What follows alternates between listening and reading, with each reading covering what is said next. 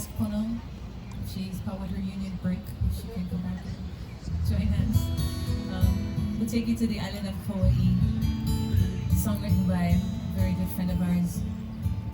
And the song tells about a very special place on the island of Kauaʻi on the north end, a place called Makana. Makana is a sea cliff, and in ancient times it was known as a place where they would hold this oahi ceremony.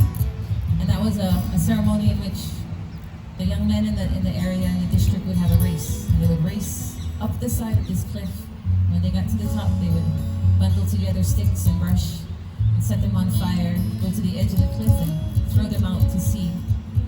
And because the sea breezes would come up the side of this cliff, it would cause these firebrands to stay aloft for a very long time in the air as they tumbled through the sky.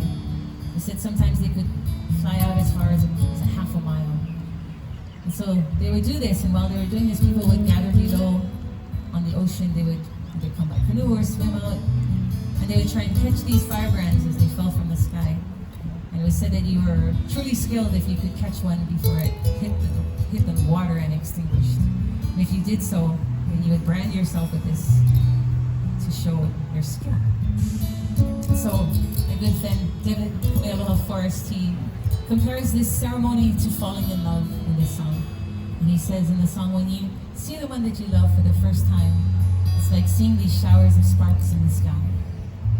And when you feel them in your embrace, it's like feeling the heat of these embers against your skin.